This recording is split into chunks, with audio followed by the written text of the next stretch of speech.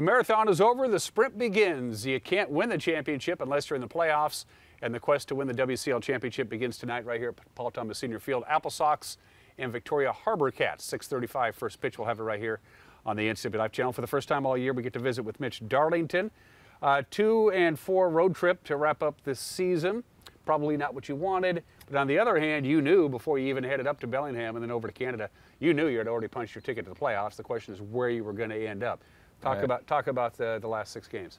Yeah, you know, we obviously wanted to have a little better finish to our season, but yeah, you know, we were in a weird spot where we were able to kind of plan for Tuesday, plan for tonight, and just kind of you know, pencil in and kind of script out our pitching for the weekend, and knew which guys we wanted to use over the weekend and which guys we wanted to have ready to go Tuesday and Wednesday of this series. So you know, not the finish we wanted, but happy where we're at and ready to go tonight. Tonight's a big game. You don't want to go to Victoria down a 1-0 hole. You just don't. Right. We've had a lot of great home cooking. So what's your approach for tonight's game? Yeah, I think it's you know, all hands on deck tonight. You know, we have Sam Round starting on the mound tonight. He's been lights out for us all year. You know, and then going to have our big horses Canfield and Williamson ready to go in the bullpen, and you know, doing whatever it takes to get game 1 and then head to Victoria tomorrow. Knowing before you even played Sunday to wrap up the regular season that you were going to be the #3 seed out of the North, you knew that was locked. And so how did you approach Sunday's game, knowing you were going to have, it was a Sunday night game, going to be a long road trip, you know where you're going to be. So how did you decide to for instance, pitching, knowing that you're not going to go any higher or lower than you already were in the standings? Yeah, we decided to roll out Trent Liolis Sunday, a kid that actually has to take off this morning and head back home. So, you know, we figured if we're going to lose pitching before playoffs, let's use the guys and use them as much as we can before they head off. So, you know, Trent gave us a good start, went about 5 innings, you know, and then we just kind of pieced it together from there, trying to get through that game and again, trying not to blow out our bullpen before this important series. You're 0-0 now as we go into the playoffs. How hard is it, in your experience, this is your 2nd year in a row, how hard is it to get the guys to adjust now? It's now a sprint. Now it's the first one to X amount of games wins it all.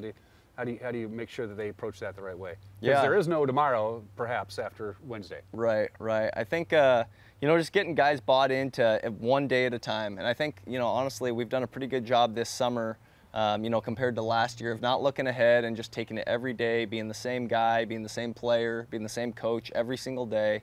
And so I think that's going to pay off for us. But yeah, you know, definitely it's nice in a way to have this reset button where, hey, here we go. Your records are thrown out the window. What we've done in the past doesn't matter.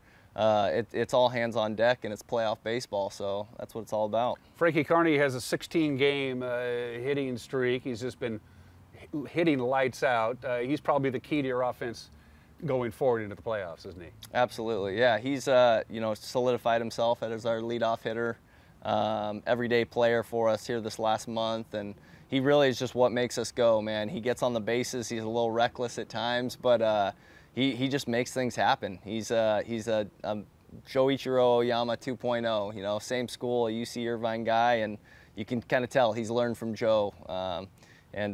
Yeah, he's just been kind of the engine of our offense. 21 home victories this year at Paul Thomas Senior Stadium. That's a franchise record. They never won 21 at home. Home cooking here tonight is important, isn't it?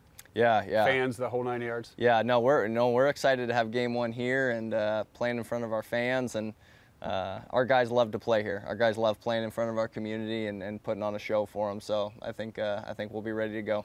One last question, Mitch. We'll cut you loose. I know you're a busy guy. I mentioned this to Joel last time I talked to Joel.